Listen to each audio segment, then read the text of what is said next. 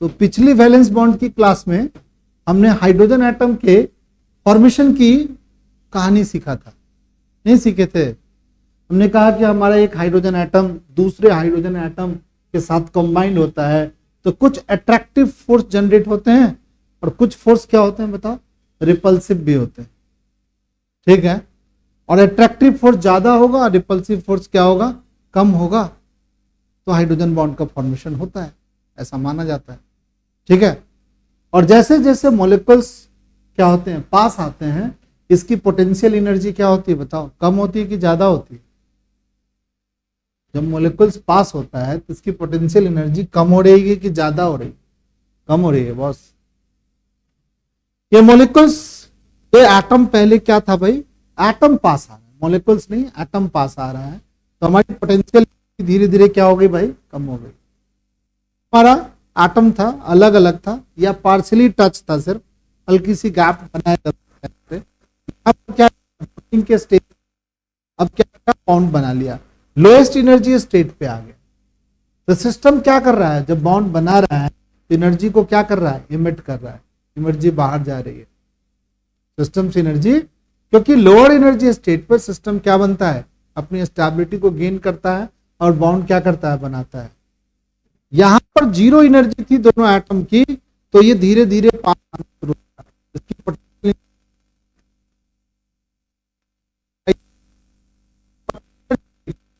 Energy, यहाँ पे एक डेटा दिया हुआ है, हमने वर्चुअल डेटा माना था, बट यहाँ पर एक डेटा दिया हुआ है -400 कितना 35.8 किलो जूल एनर्जी अगर हमारी सिस्टम क्या करेगी, 2 पार्टिकल्स का सिस्टम एमिट करेगा, और उस न्यूक्लियस से दूसरे न्यूक्लियस के बीच की जो डिस्टेंस होगी हम बाउंड लेंथ बोलेंगे। ये वाला न्यूक्लियस हो गया, दूसरे वाले, इन दोनों के बीच के डिस्टेंस को हम क्या बोलेंगे, बाउंड लेंथ बोलेंगे। और ये बाउंड लेंथ का डेटा 24 पीक इस स्टेट में बॉन्ड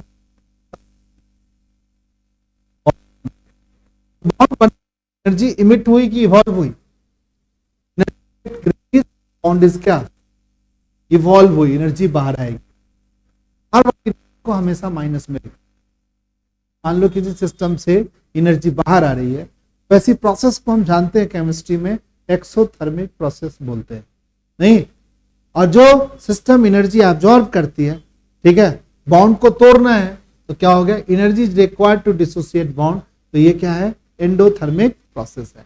यानी बॉन्ड का बनना एक क्या है बताओ, एक्सोथर्मिक प्रोसेस है, और बॉन्ड का तोड़ना क्या है बताओ, एंडोथर्मिक प्रोसेस है। ये एंडोथर्मिक प्रोसेस है, और ये प्रोसेस कैसा प्रोसेस है बताओ बच्चा पार्टी, एक्सोथर्मिक, एक्सोथर्मिक प्रोसेस। याद कर लो सही बच्चे, इस दिमाग में रख लो। आज हम लोग वैलेंस बॉन्ड थ्योरी का ऑर्बिटल ओवरलैप कॉन्सेप्ट पढ़े, ऑर्बिटल ओवरलैप कॉन्सेप्ट पढ़े। अभी हमने क्या पढ़ा कि वीबी थ्योरी के अनुसार हमने ये समझा कि कोई भी बॉन्ड बनते हैं तो अट्रैक्टिव फोर्स क्या होंगे, ज्यादा होंगे, रिपल्सिव फोर्स क्या होंगे, बोलो, कम होंगे, और धीरे धीरे सिस्टम अपनी एनर्जी को क्या करेगा बताओ, कम करेगा। एक ऐसा स्टेट आएगा जो सिस्टम सबसे मिनिमम एनर्जी स्टेट पे रहेगा, और सिस्टम कुछ एनर्जी का लॉस करेगा और बॉन्ड का क्या करेगा, फॉर्मेशन करेगा, ठीक है? उस समय दोनों न्यूक्लियस के बीच का जो डिस्टेंस होगा उसको हम बाउंड लेंथ बोलेंगे, और जो एनर्जी इमिट होगा उसको बाउंड एंथैल्पी बोलेंगे, ठीक है? समझ गया, इतनी बात समझ गया। आज हम लोग 20 मिनट अभी हम लोग क्या करेंगे, पहले ध्यान से सुनेंगे बातों को, फिर हम टाइम देंगे आपको उसको लिखने के, क्या 10-12 मिनट आप हमारी बातों को सुनेंगे। ऑर्बिटल ओवरलैप कॉन्सेप्ट सभी बच्चों को पता है कि ऑर्बिटल जैसी कुछ चीज होती है, sp-d ऑर्बिटल्स होते हैं, ये सभी ऑर्बिटल्स ओवरलैप करते हैं। पिछली क्लास में हमने ओवरलैप की बात बताया था कि कोई चीज ऐसे ओवरलैप करती है तो इसको ठीक ठाक ओवरलैप बोलेंगे, कोई चीज ऐसे टच करती है तो इसको बोलेंगे पार्शियल ओवरलैप, ठीक है, हल्का सा ओवरलैप कर रहा है। कोई चीज ऐसे टच कर रही है, इस तरीके से टच कर रही है, तो this is also called partial overlap.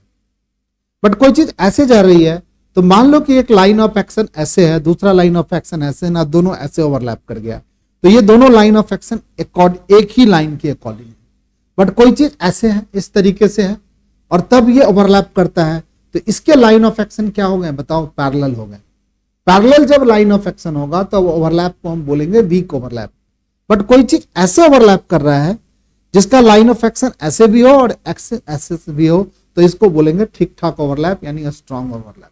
ठीक है, चलिए भाई, अब इस ओवरलैप कॉन्सेप्ट से भी बोला गया कि बॉन्ड बनते हैं। इसको भी हमें सोचना पड़ेगा जब मॉलिक्यूल्स के फॉर्मेशन की बात करेंगे। क्या बताया भाई, partially merging of atomic orbital. तो पार्शियली मर्जिंग मतलब क्या हो, कुछ इस तरीके का कॉन्सेप्ट हो और यहां पर ऐसे मर्जिंग हो, तो उसको हम लोग बोलेंगे partial merging of atomic orbital overlap. Due to this overlap of electron occur. अगर पार्शियल ओवरलैप होगा, ठीक है, पार्शियल, देखो ओवरलैप को हम पार्शियल ओवरलैप ही बोलेंगे। ऐसी चीज नहीं होगी कि एक बॉडी दूसरे बॉडी के ऊपर ही लाई कर जाएगी। क्या करेगा, एक ऑर्बिटल दूसरे ऑर्बिटल का पार्शियल ओवरलैप करेगा। इसमें जो इलेक्ट्रॉन दिखाएंगे वो हमेशा एक ऐसे इलेक्ट्रॉन को दिखाएंगे और एक इलेक्ट्रॉन को क्या दिखाएंगे, ठीक है। ये जो इलेक्ट्रॉन्स की पेयर होगी वो अकर इन अपोजिट स्पिन। जब हम लोग कॉमन रीजन में इलेक्ट्रॉन को दिखाएंगे तो अपोजिट स्पिन में इलेक्ट्रॉन, एक अपवर्ड दिखाएंगे एक downward. According to orbital overlap concept, formation of covalent bond two atom result by pairing of electron result in the valence bond in opposite spin. इस तरीके के वैलेंस बॉन्ड में जो electrons होंगे, जब वो क्या करेंगे बताओ, ओवरलैप करेंगे, तो इस तरीके से इलेक्ट्रॉन्स की अपोजिट स्पिन में हम दिखाने की कोशिश करेंगे। ठीक है, सेम स्पिन में नहीं दिखाएंगे। अगर ग्रेटर ओवरलैप होगा, बॉन्ड स्ट्रेंथ भी क्या होगा, ग्रेटर। ठीक है, अगर मान लो कि कोई आदमी ओवरलैप को ऐसे दिखाता है, ये मान लो कि हमारा पी ऑर्बिटल है और दूसरा भी हमारा पी ऑर्बिटल ऐसे, इसको पास लाते हैं, ये पास लाएंगे तो ये थोड़ा सा इसको और ये थोड़ा सा इसको क्या करेगा बताओ, ओवरलैप करेगा। मान लो कि पास आने से ये हल्का हल्का ओवरलैप करता है, इसको हम लोग क्या बोले, वीक बॉन्ड।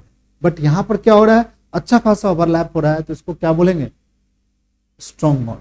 ठीक है, इस बॉन्ड का नाम भी आगे हम पढ़ेंगे, एक सिग्मा बॉन्ड पढ़ेंगे और एक क्या पढ़ेंगे, पाई बॉन्ड। थोड़ा सा बात एक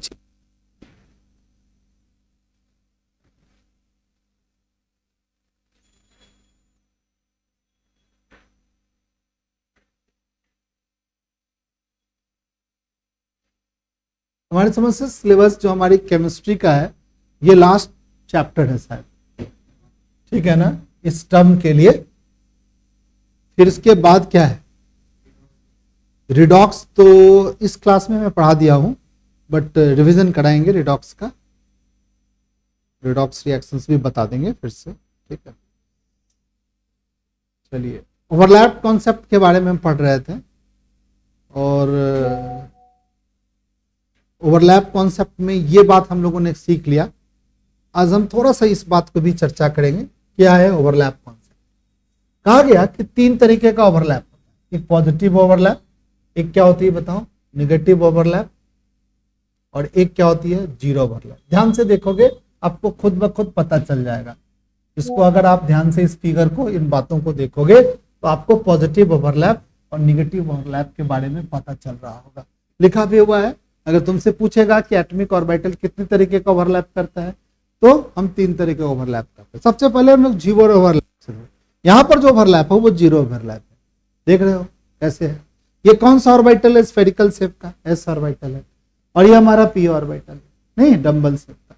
तो डम्बल शेप का कुछ इस तरीके का ओवरलैप अगर दिखाई जाएगी तो इसको क्या बोलेंगे, जीरो ओवरलैप। ये क्या है, अगर ये ओरिएंटेशन ऐसे है और ये ओरिएंटेशन क्या है, ऐसे है, तो कहा गया ये दो ओरिएंटेशन, ये एक्स है और ये वाई है और ये जेड है। तो देखो ये किस तरीके से ओरिएंटेशन है, नहीं ये वाली एक्सिस, यही ये वाली एक्सिस क्या है, इसको पी वाई लिखा गया, और इसको क्या लिखा गया भाई, पी एक्स लिखा गया। एक्सिस जो है ना एक दूसरे पर परपेंडिकुलर है, तो ओवरलैप को जीरो ओवरलैप माना जाता है। ठीक है, एक्सिस को क्या माना गया, हमारा ओरिएंटेशन या तो एक्सिस आपस में पैरेलल होना चाहिए या एक्सिस सेम होना चाहिए, तब क्या होगा, ओवरलैप होगा। ठीक है, ये एक्स एक्सिस और ये वाई एक्सिस को कहा जाता है ओवरलैप का कॉन्सेप्ट नहीं होगा भाई। चलिए भाई, इसको जीरो ओवरलैप मानते हैं। बताओ ये कौन सा एक्सिस है, चलिए इसको हम लोग ओवरलैप की बात, पॉजिटिव ओवरलैप की बात करते हैं। देख रहे हो इसका एक्सिस अगर हम देखेंगे तो ये कौन सी एक्सिस है, एक्स एक्सिस है और यहाँ जेड लिखा हुआ है तो जेड ही मान लेते हैं, तो इसका भी क्या हो गया जेड एक्सिस, दोनों एक्सिस क्या है सेम है, तो क्या हो गया भाई पॉजिटिव ओवरलैप, यानी एक्सिस कॉन्साइड कर रहा है। अगर दो चीज ऐसे कॉन्साइड कर रही है तो जाके ओवरलैप नहीं करेगा, हाँ भाई ओवरलैप करेगा। बट एक चीज ऐसे और दूसरा चीज के परपेंडिकुलर है तो एक जगह क्या करेगा इंटरसेक्ट करेगा, ओवरलैप नहीं करेगा बॉस, ठीक है। बट अगर लाइन ऑफ एक्शन ऐसे है तो हमारा ओवरलैप हो सकता है, तो हमारी इसमें ओवरलैप हो रही है, यहां भी ओवरलैप हो रही है। हमारी ये जो पीजेड है वो एस के साथ ओवरलैप किया, यहां क्या किया, ये वाला एक्सिस पी एक्स है और इसका भी एक्सिस पी एक्स ही है, तो दोनों एक्सिस पैरेलल है तो पास आएगा तो क्या करेगा ओवरलैप करेगा। यहां पर भी ओवरलैप हो गया, पर देखोगे ओवरलैप के कंडीशन को जो बताया गया है, क्या बताया गया है, ये पॉजिटिव साइन, इस पॉजिटिव का ओरिएंटेशन क्या कर रहा है, सेम है, फेज सेम है, ये ऊपर वाला फेज है और ये नहीं कोई पॉजिटिव चार्ज और निगेटिव चार्ज को रिप्रेजेंट नहीं कर रहा है, ये फेज को रिप्रेजेंट कर रहा है। कोई भी चीज इस लेवल को अगर जीरो लेवल मानते हैं, इसके ऊपर वाले पॉजिटिव लेवल मानेंगे और इस नीचे वाले को क्या मानेंगे निगेटिव लेवल। बहुत बच्चे कंफ्यूज होते हैं सर ये पॉजिटिव और निगेटिव साइन है क्या, नहीं नहीं ऐसा कुछ नहीं है, ये किसी चीज को बताया जाता है। मान लो कि हम कहेंगे ये जीरो है तो हम क्या बोलोगे, इधर वाला ऊपर है और इधर वाला क्या है नीचे है सर, ऊपर वाले को पॉजिटिव मानते हैं, नीचे एक्सिस भी में सी बनाते हैं। अगर हमारी एक्स एक्सिस ये है तो इस एक्सिस के ऊपर वाली चीजों को हम क्या मानते हैं पॉजिटिव, नीचे वाली चीज को क्या मानते हैं निगेटिव। तो ये पॉजिटिव के साथ पॉजिटिव का ओवरलैप, निगेटिव के साथ निगेटिव, इसको हम पॉजिटिव ओवरलैप देख रहे हो, इसका पॉजिटिव के साथ इस एस को हम पूरा पॉजिटिव मानते हैं, तो हमारा पॉजिटिव के साथ, यहां भी देखो पॉजिटिव के साथ पॉजिटिव, यहां भी देखो, यहां पर ये वाई एक्सिस मान लीजिए कि ऐसे है, दूसरा वाई एक्सिस भी ऐसे है। अगर आपका एक्सिस क्या हो पैरेलल हो तो हम इसको बोलेंगे क्या ओवरलैप हो रहा है, पॉजिटिव के साथ पॉजिटिव यानी सेम फेस के साथ सेम पे तो पॉजिटिव ओवरलैप। यहां पर क्या हो गया भाई निगेटिव ओवरलैप, क्योंकि एक पॉजिटिव निगेटिव पॉजिटिव, फिगर में क्या लिखे थे दोनों का पॉजिटिव दोनों का निगेटिव, एक का पॉजिटिव निगेटिव निगेटिव पॉजिटिव ऐसा लिख देंगे, तो ये निगेटिव ओवरलैप है। इसको बोलते हैं आउट ऑफ फेज ओवरलैप भी बोलते हैं, इन फेज ओवरलैप, इन फेज ओवरलैप, समझ गया। तो इस तरीके का ओवरलैप होगा, इन ओवरलैपों से बॉन्डिंग होती है, इस ओवरलैप से बॉन्डिंग नहीं होती, ठीक है। ओवरलैप कॉन्सेप्ट में इस बात को हमें याद रखना है। एक और बात, अब सभी बच्चे देखेंगे टाइप ऑफ ओवरलैप को समझने के बाद हम लोग बॉन्ड के फॉर्मेशन, इन ओवरलैपों से बॉन्ड का फॉर्मेशन होता है। क्या होगा भाई बॉन्ड का फॉर्मेशन, दो तरीके का बॉन्ड बनेगा, एक सिग्मा बॉन्ड बनेगा और पाई बॉन्ड बनेगा। इस ओवरलैप में तुम देख रहे हो एस ऑर्बिटल को सामने सामने ओवरलैप कर रहा है, तो ऐसे बॉन्ड को हम लोग सिग्मा बॉन्ड बोलते हैं। ध्यान से पढ़ेंगे, this type of covalent bond form by, यहां पर हमारा एक कोवेलेंट बॉन्ड है, इस बात को याद रखेंगे, फॉर्म बाय इन टू इन या head on overlap of bonding orbitals along nuclear axis. Internuclear axis मतलब कि दोनों का सेम ही एक्सिस, ऐसे कर ऐसे हो, इसको भी हम ऐसे बनाएं, ठीक है। अगर ये एक्सिस ऐसे है, इंटरन्यूक्लियर एक्सिस इसका है, तो दोनों का इंटरन्यूक्लियर एक्सिस आमने सामने है, तो एस क्या होगा ऑर्बिटल एस के साथ बना करके क्या बनेगा सिग्मा बॉन्ड बनाएगा। उसी तरह का इसका इंटरन्यूक्लियर एक्सिस ये बना है, इसका इंटरन्यूक्लियर, दोनों सामने सामने है, तो एसपी ओवरलैप से भी क्या बनेगा फेस टू फेस ओवरलैप ही है, यहाँ भी हमारी सिग्मा बॉन्ड बनेगी और यहाँ भी क्या बनेगी सिग्मा बॉन्ड। सभी बच्चों को पता है ये पी ऑर्बिटल का शेप है, पता है ना पी ऑर्बिटल का शेप। अगर तीनों ऑर्बिटल को एक साथ बनाए तो कैसे बनाते थे, याद है सब बच्चों को, तीनों ऑर्बिटल को अगर एक साथ बनाते थे तो कैसे बनाते, एक ऐसे बना देते थे, दूसरा इस एक्सिस पर डाल देते थे, ये अगर हमारी एक्स एक्सिस और ये हमारी क्या है वाई एक्सिस है, तो तीसरा क्या होता था जेड एक्सिस के अलोंग डाल देते थे, ठीक है। तो हम एक ऑर्बिटल को लेकर के बनाया है, अगर ये एक्स एक्सिस के अलोंग है तो ये भी एक्स एक्सिस पे फेस टू फेस ओवरलैप हो गया, यानी एसएस के ओवरलैपिंग से, एसपी के ओवरलैपिंग से और पीपी के ओवरलैपिंग से क्या बनेगा सिग्मा बॉन्ड बनेगा, ठीक है। अब क्या होगा थोड़ा सा एक और बात, और ये सिग्मा बॉन्ड जो होती है फेस टू फेस ओवरलैप होती है। एक और बात है जिसको हम बोलते हैं पाई बॉन्ड, क्या बोलते हैं पाई बॉन्ड, ये भी ओवरलैप कॉन्सेप्ट से ही बनेगा। क्या बनेगा भाई पाई बॉन्ड, सो देखो अब देखो ध्यान से क्या होगा in the formation of pi bond. Pi bond को देखो कैसे लिखा जाता है, ये बात याद रखना है कि पाई के इस तरीके से लिखते हैं, orbital overlap in such a way their axis parallel. वहां पर अगर देखेंगे तो क्या होगा, this type of covalent form by in to an head on overlap of orbital along the internuclear axis, यानी इसकी एक्सिस क्या होगी, सेम होगी, सेम लाइन ऑफ एक्शन पे होगी। तो यहाँ पर इंटरन्यूक्लियर एक्सिस आपस में क्या होगी बताओ, पैरेलल होगी। ये वाला एक्सिस इस वाले एक्सिस के क्या होगा, पैरेलल होगा, तो इस तरीके का ओवरलैप होगा और इसको पीपी ओवरलैप हो गया। बच्चे कंफ्यूज आते हैं कि सर पीपी ओवरलैप से तो सिग्मा बॉन्ड भी बना हुआ है, इस पीपी ओवरलैप में सिग्मा बॉन्ड यहां भी पाई बॉन्ड बन रहा है सर, बट यहां पर पीपी ओवरलैप में क्या हो रहा है भाई, ये वाली जो एक्सिस है, ये वाली जो एक्सिस है, इस वाली एक्सिस के क्या है बताओ, पैरेलल है। अगर पैरेलल होगा तब बनेगा पाई बॉन्ड। बताओ यहां पर क्या होगा, इसकी लाइन ऑफ एक्शन और इसकी लाइन ऑफ एक्शन सेम है, ठीक है, इंटरन्यूक्लियर एक्सिस कॉन्साइड कर रही है, एक ही लाइन के अलोंग है, तो यहां पर क्या बनेगा, अगर आदमी बोलेगा कि ये सर हमारा पी ऑर्बिटल है, और ठीक है, और ये दूसरा हमारा पी ऑर्बिटल ऐसे है, तो कौन सा बनेगा भाई, सिग्मा बॉन्ड बनेगा। बट कहीं पर ऐसे बना दे कि सर ये हमारा पी ऑर्बिटल ऐसे है, ये दूसरा पी ऑर्बिटल ऐसे है, तो यहां पर कौन सा बॉन्ड बनेगा, पाई बॉन्ड बनेगा। पूछेगा क्यों भाई ऐसा क्यों हुआ, तो यहां बोलेंगे इंटरन्यूक्लियर एक्सिस क्या हो रही है, कॉन्साइड कर रही है, एक वर्ड लिखना है इंटरन्यूक्लियर एक्सिस, ठीक है। यहां पर इंटरन्यूक्लियर एक्सिस आपस में क्या है बताओ, पैरेलल है, यानी पीपी के ओवरलैप से सिग्मा बॉन्ड भी बन सकता है और क्या बन सकता है, पाई बॉन्ड भी बन सकता है। चलिए भाई, जब ओवरलैप की बात बनता है तो हमारा ऑर्बिटल को खींच करके इस शेप को ऑब्टेन कर, ठीक है, ये दोनों मिलकर के एक बॉन्ड बनता है, ऐसा नहीं है कि ये दो बॉन्ड, ठीक है। जब ये ऑर्बिटल फ्यूज होता है, ठीक है ना, तो एक नया फिगर बनता है। मान लो ये हाथ का फिगर अलग है, इस दूसरे हाथ का फिगर अलग है, मान लो कि सेकंड करते एक ऑर्बिटल, तो फिगर अलग नहीं बनेगा। तुम्हारी हाथ मेरे हाथ से मिलेगी तो उसका फिगर क्या होगा, अलग टाइप का हो जाएगा, हाथ का फिगर थोड़ी होगा। तो कहता है कि ये ऑर्बिटल अगर इस ऑर्बिटल के साथ ओवरलैप करेगा तो एक इस तरीके का फिगर बनेगा ऑर्बिटल का, समझ गया। अब ये बनता है कि हमारे पास एक सिग्मा बॉन्ड हो गया और एक क्या हो गया भाई, पाई बॉन्ड हो गया। अब ये प्रश्न उठता है कि ये सिग्मा और पाई बॉन्ड में कौन स्ट्रॉन्ग बॉन्ड, चलो सोच के बताओ बच्चा पार्टी कि कौन है स्ट्रॉन्ग बॉन्ड तुम्हारे अनुसार, सिग्मा बॉन्ड स्ट्रॉन्ग होगा कि पाई बॉन्ड स्ट्रॉन्ग होगा, सिग्मा बॉन्ड होगा स्ट्रॉन्ग होगा। क्यों होगा सिग्मा बॉन्ड स्ट्रॉन्ग, क्योंकि उसमें फेस टू फेस ओवरलैप नहीं है। फेस टू फेस मतलब क्या हो गया भाई, कोई चीज जब हम क्लास शुरू भी किए तो उस समय भी बताएं कि कोई चीज की ओवरलैप अगर ऐसे होती है तो ये क्या है, टाइट बॉन्ड है, ठीक है, और कोई चीज की ओवरलैप अगर ऐसे हो रही है तो वो क्या है, बोलो, वीक बॉन्ड है, वही लिखा गया। और हमने ये भी पढ़ा कि ओवरलैप के कॉन्सेप्ट पे जिसका ज्यादा ओवरलैप है, greater overlap greater bond strength, ठीक है।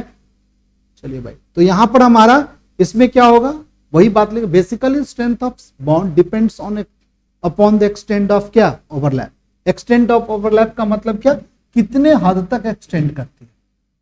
In case sigma overlapping of orbital take place large extent, sigma bond में क्या हो रहा है बताओ, लार्ज एक्सटेंट में ओवरलैप होता है, while in hence it is stronger as compare to क्या, पाई बॉन्ड। पाई बॉन्ड में क्या हो रहा है, एक्सटेंड ओवरलैप अकल इन क्या, स्मॉल एक्सटेंट, यानी पाई बॉन्ड में, ये हमारी पाई बॉन्ड में ओवरलैप जो होती है, ओवरलैप जो होती है वो स्मॉल एक्सटेंट में होती है। ऐसे भी लिख सकते हैं, नहीं लिख सकते हैं, लिख सकते हैं बॉस, एक्सटेंट पे होती है। और सिग्मा बॉन्ड में क्या होता है बताओ बच्चा पार्टी, सिग्मा बॉन्ड में क्या होता है, जो हमारी ओवरलैप होती है, बोल दो कोई बच्चा पार्टी, लार्ज एक्सटेंट होता है,